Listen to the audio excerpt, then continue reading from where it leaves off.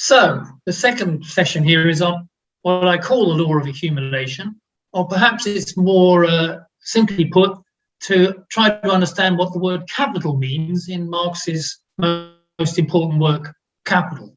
In the first session, we dealt with, in a way, labour, but in particular how labour creates value and is the main source of value in a capitalist economy. So now we have to look at the question of capital, which Marx used to describe the whole system. He only used the word capitalist, I think, twice in all of his works. He tended to concentrate on the word capital. So let's have a look at that issue. What is capital?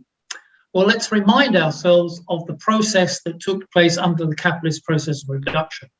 So in this top line here, you can see that M stands for money. So a capitalist has the money. They start off with the money and they buy some commodities. C. What are those commodities? Well, those commodities are the means of production, which is the factories, the offices, the technology, and also the raw materials, and also labor power. That's you and me putting us to work in order to produce commodities and extra value. So we go into production, P, and out of that comes a new commodity. It's not the old commodity, it's not raw materials, it's not the factory. Money has now been converted into a commodity from the raw materials which existed in the means of production. But this commodity has more value, if capitalism is to work, than the original costs that have gone into production. So then that commodity is sold in the market and the capitalist ends up with M, but money again, but with more money. So through this process of going from money to purchasing commodities, production, selling a commodity, you get more money. And this is what Marx calls different forms of capital which exist. So we've got a system where capital is really a social relation linked to value creation by the labour power. So in mainstream economics, capital they refer to, and quite often we do ourselves, refers to factory. We mean the capital, the assets held by a company or owner of capital, machinery and so on. But Marx doesn't mean capital, he doesn't use the word capital like that. He wants to show that there's a whole process here of using labour to produce more money. So you start with some capital, with money form, and you finish up with money, more money. So capital is really a self-expansion of value, to use this phrase. We increase value through the process of exploiting labour, and we end up with more value, so capital increases. So capital can take many forms. It can take money in the form of money, it can take the form of commodities, and it can also take the form of credit. So not just money, but actually loans or bonds and other things, which actually Marx went on to call not just capital, but fictitious capital, because it's not real capital, it's not production, either in money terms that's realized or in any commodity, but it's sort of a title to expand production. So a capitalist starts with money, and capitalism starts with money. But where did money come from to start capitalist production? Because before, capitalist production hasn't always existed. There are other forms of production or of modes of production in society. So where did the money come from to get the capitalists going? Why some people got money and nobody else has got the money? So only those people with the money can actually start capitalist production. And what Marx says at the end of Capital, actually, is it's what he called primitive accumulation. So if money comes into the world with blood stain on one cheek, he says, capital comes in dripping from head to foot, from every pore with blood and dirt. It comes from the exploitation of what we now call the global south or the third world. It comes from other means of removing the property in the hands of other individuals, particularly peasantry and agricultural basis of society. And that's enough just sheer robbery and piracy. So capitalism emerges, Marx says, emerges. It doesn't just come from nowhere. It emerges from the first condition, he said, an accumulation in the hands of the class of capitalists of money that they get from capitalist farming. So instead of landowners just using the resources produced by their serfs, we start to get capitalist farming where capitalists actually produce things to sell on the market, grain, livestock, etc. And so money starts to accumulate in the hands of these agricultural capitalists. The second condition of this primitive or primary accumulation is through trade with other countries, merchants trading, starting with Christopher Columbus, if you like, and trading abroad, wars, carrying out wars, conquests of other lands, and usurping their lands and their resources, taking people into slavery, which is an accumulation which can be sold and bought, loot and plunder in general. This has been called accumulation by dispossession. So dispossessing everybody else who owns something, property or whatever it is, land, resources, taking that by sheer robbery, war, and conquest. But the third condition is just the expropriation of the agricultural population, people who own small plots of land, small peasants, small farmers, back in the medieval times, through a process over some period of time of enclosing the land, throwing the peasants off the land, returning them into agricultural laborers rather than owners of that pieces of land through enclosure, and also the destruction of basic handicraft production. That's people at home producing things to sell on the market, so they own their own means of production, they do it from home, the destruction of that sort of production, so that the majority of people are forced to sell their own labor in order to live, and only a small minority then control the property and the means of production. This process takes some time, but these are the conditions which lay the basis for capitalists to have money and workers not to have money but have to work for a living. So he put all these three conditions together, if you like, in what he called primitive accumulation, but he was clear that, to quote, the expropriation of the agricultural producer of the peasant from the soil is the basis of the whole process. So the key to capitalism is to create, if you like, two main classes: a class of the owners of the means of production, and the rest, the class that has to sell their labor power to make a living. That division took place a long time in order to develop the point where capitalism becomes the dominant mode of production. It also took political struggle, revolution, civil wars to achieve it politically and sustain it.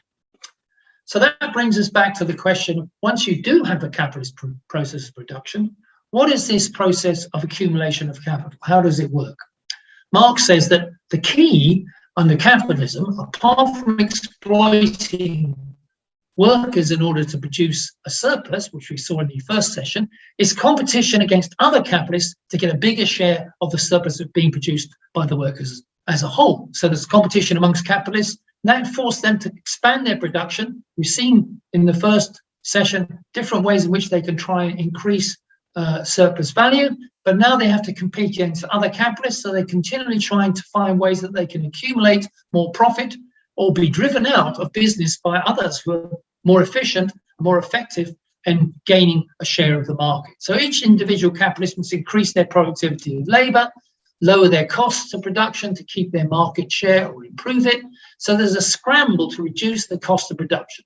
And that forces capitalists to look at ways of getting the productivity of labor out and getting the costs of production down, which primarily is through introducing new technology and new methods of production, which can reduce the cost of production and keep workers' wages to the minimum.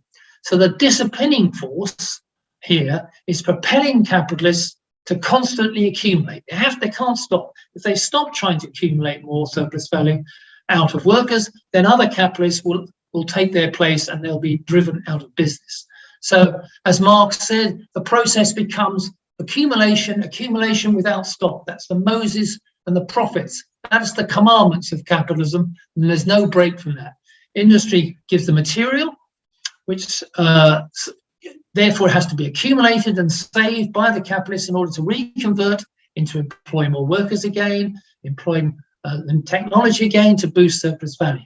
So yes, capitalists take a section of that value that they've created or profit they've got in order to have a good lifestyle and all the rest of it. But if they did just that, if they just used all the money for their own consumption, then accumulation would not be possible and the capitalist system would come to a halt. So accumulation has to continue. Accumulation for the sake of accumulation. Production for the sake of production. This was the formula which classical economics expressed as the historical mission of capitalism in its period of domination.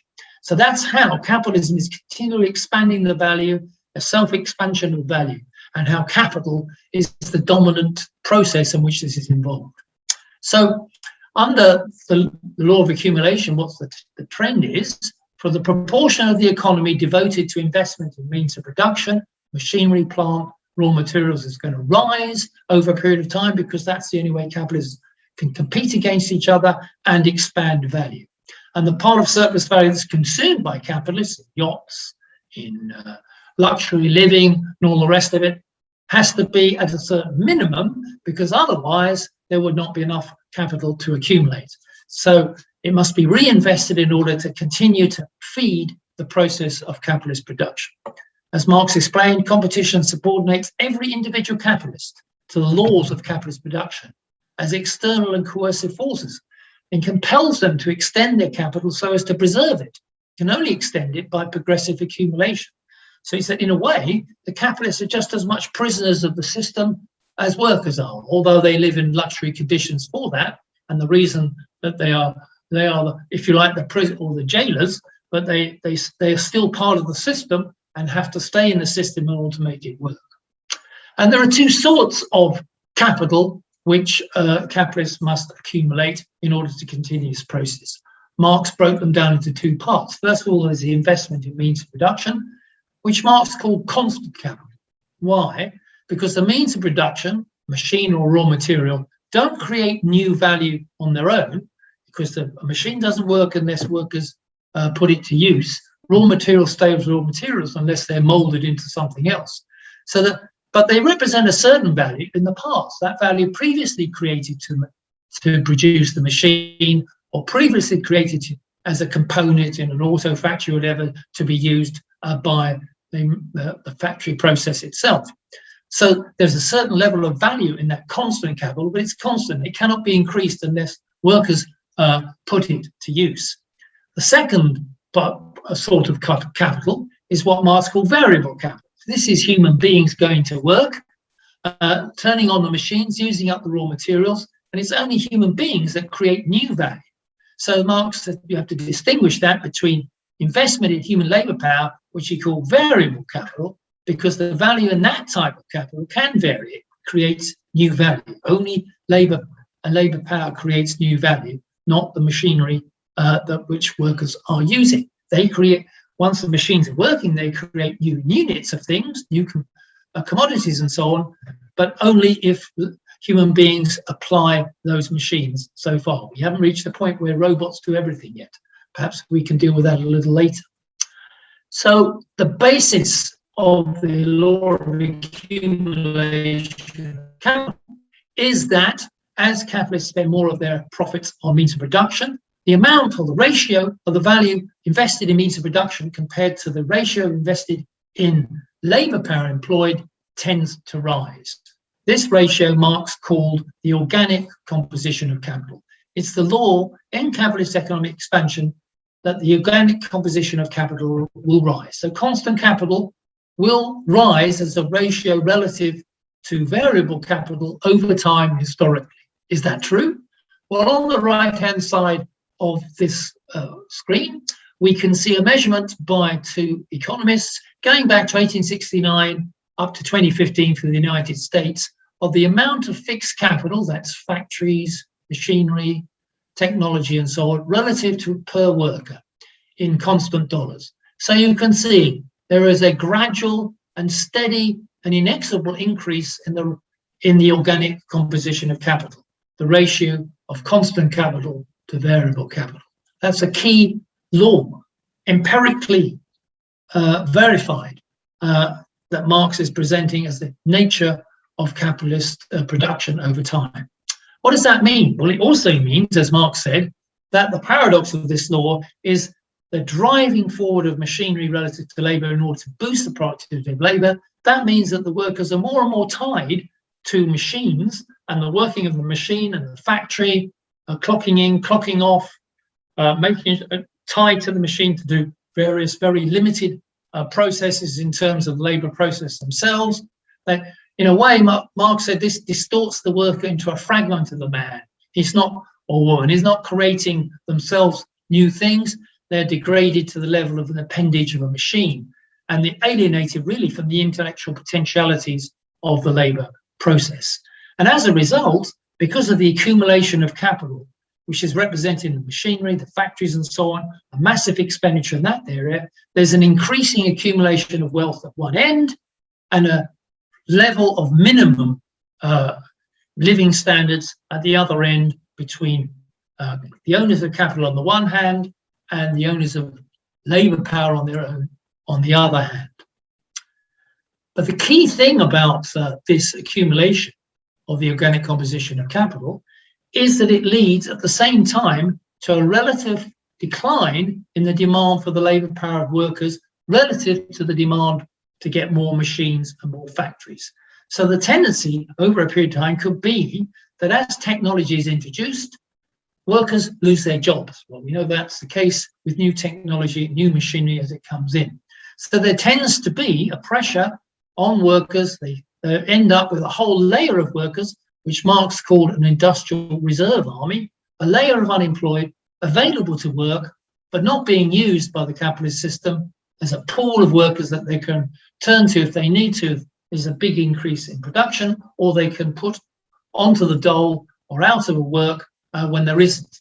So a general law of capitalist accumulation is that the capitalist mode of production tends to produce both increasing wealth in the hands of the capitalists and increasing poverty for whole layers of workers, particularly those on very low wages and in recurring unemployment.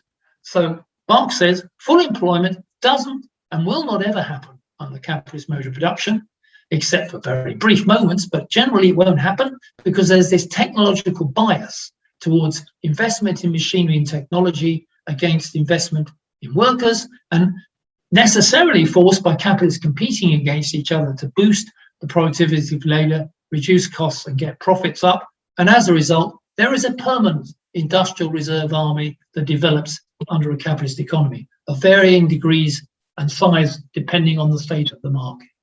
And this argument is not out of date.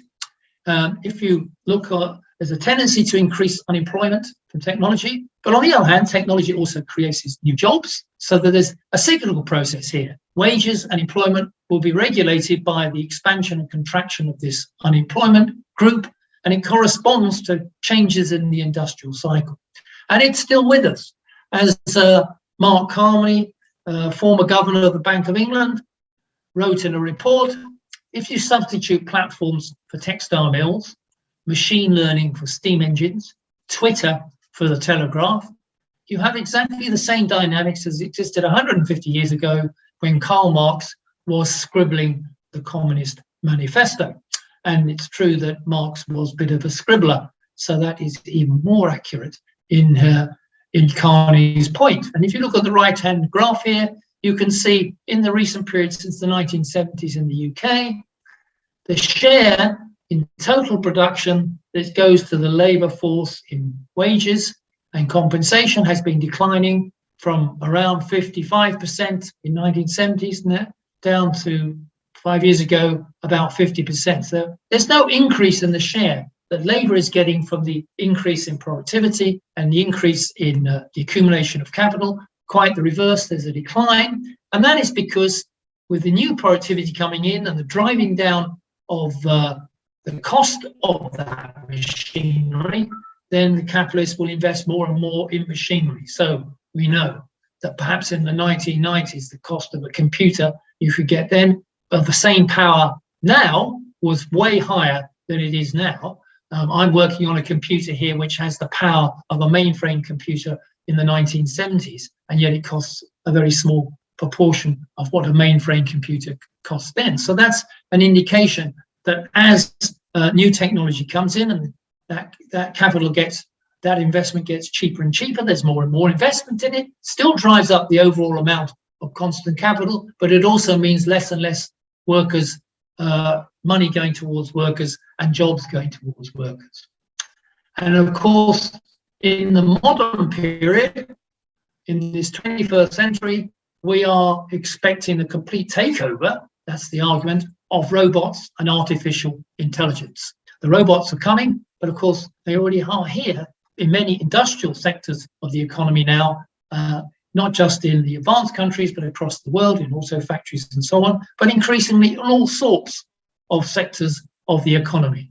By robots, we mean a machine that doesn't require the use of a human being to touch it, to operate it. It operates itself, and it increasingly learns how to do things better through what is called machine learning.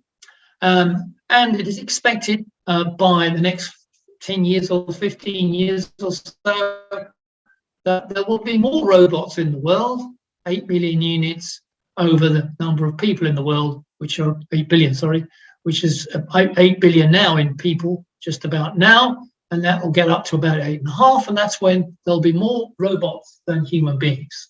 Sounds a frightening thought, but I have good news for you, that robots don't last very long. On the whole, robots last only about 10 years, while those of you who are watching this session, I'm sure, are going to last 80 years or more.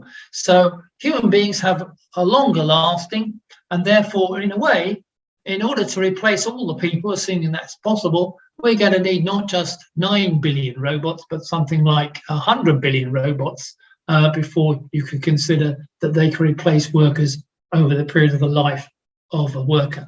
But you could say that is going to be coming. Will it mean more or less jobs? As I said earlier, it's an open question. It's not true to say that automatically means that everybody is going to be unemployed. It depends on the process and who controls the technology as well. And therefore, new technology creates new jobs to work that technology. Old technology gets thrown away and people lose their jobs there. The balance between the two is continually changing. Under capitalism, of course, the main task is to make more profit out of it, not to create more jobs or better conditions or less hours for people to work. It all depends on who's going to rule.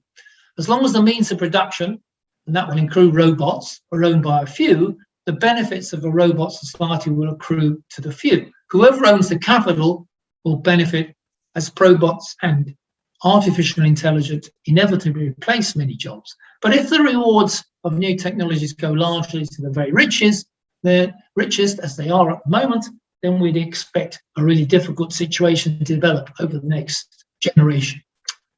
What we really want is a society, and we think that's what technology should produce, that such raises the productivity of labour sufficiently that we can reduce the hours of work and still have enough to feed and make a reasonable life.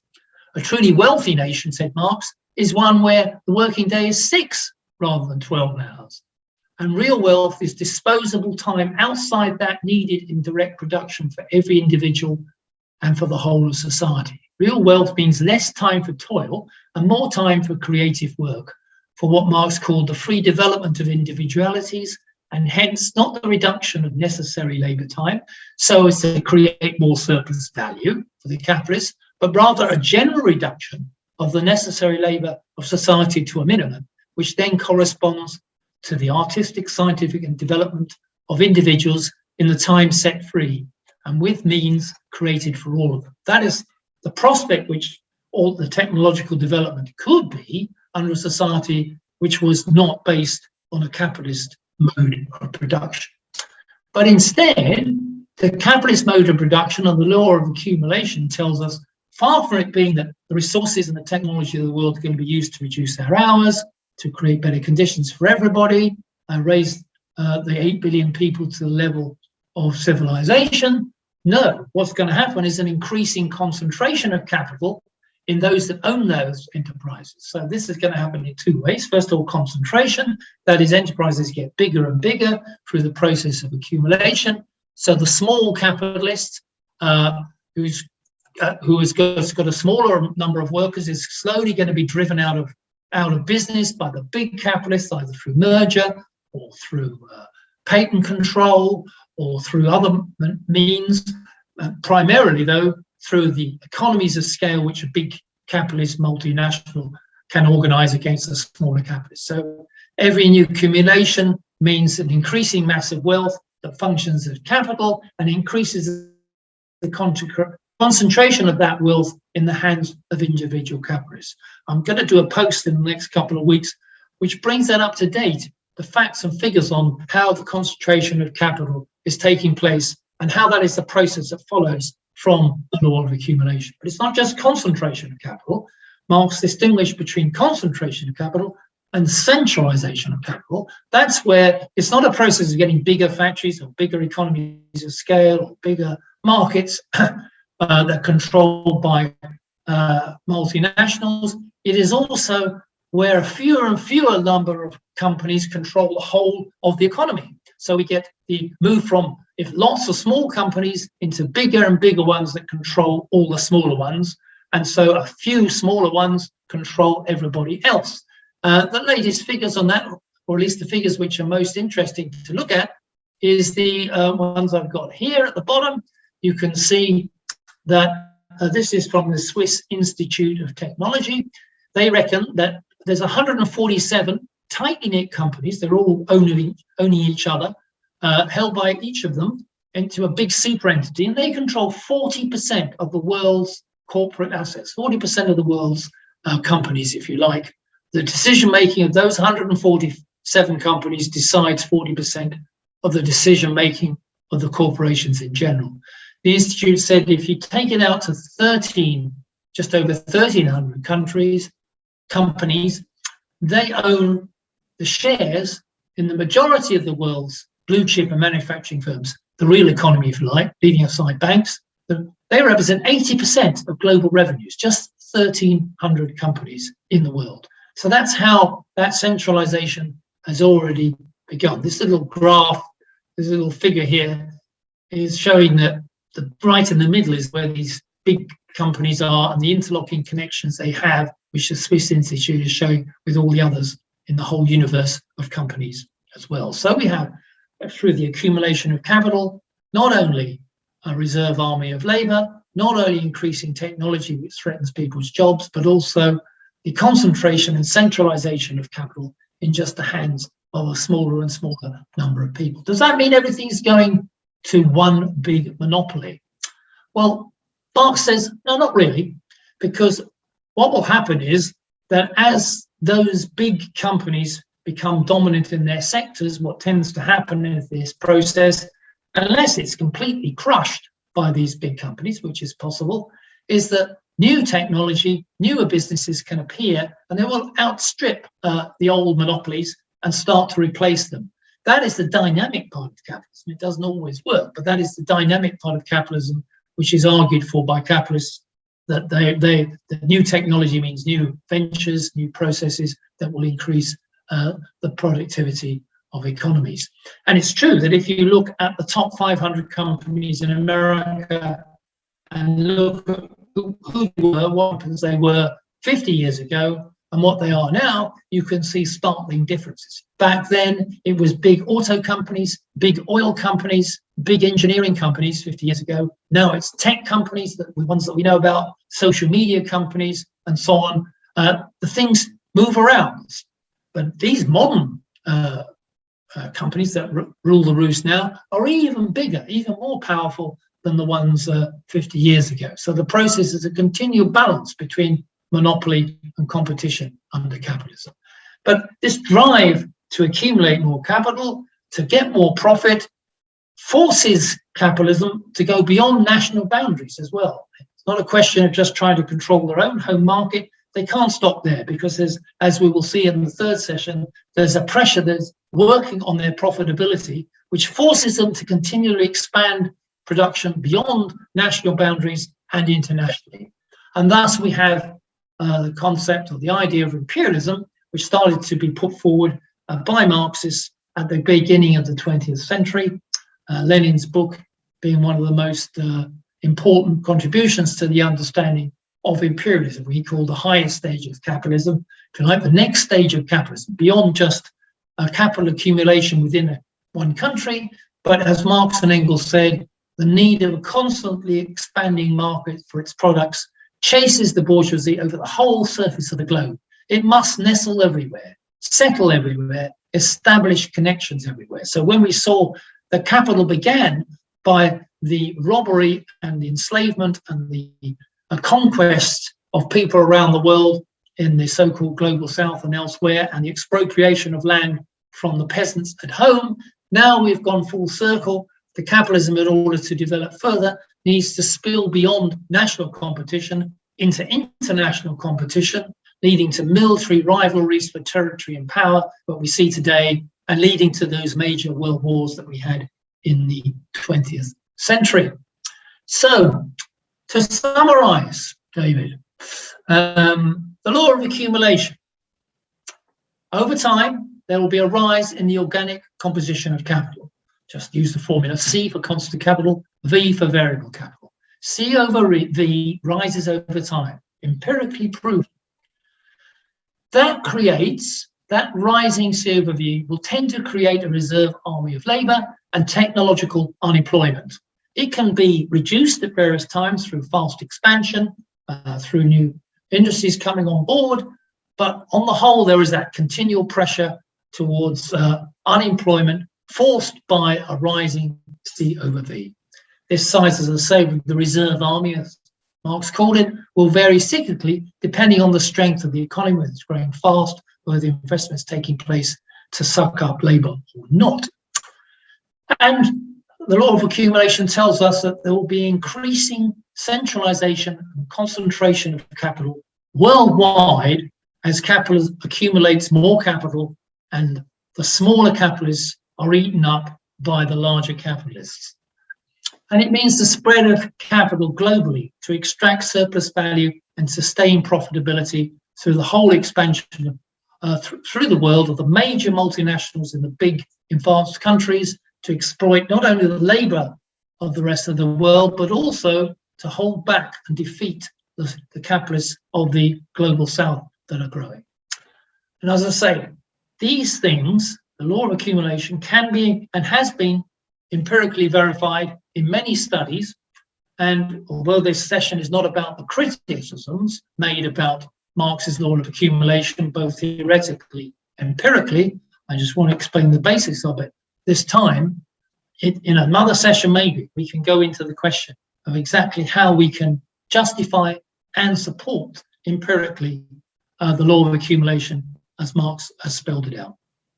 And there is some reading, which I did send around earlier, for you guys if you want to continue to consider more about this law, particularly Marx's volume, chapter 25, and Hadas Tia's book, A People's Guide to Capitalism, for which chapter 5 again deals with capital accumulation, and my own book on Marx, chapter 2, which deals with it as well.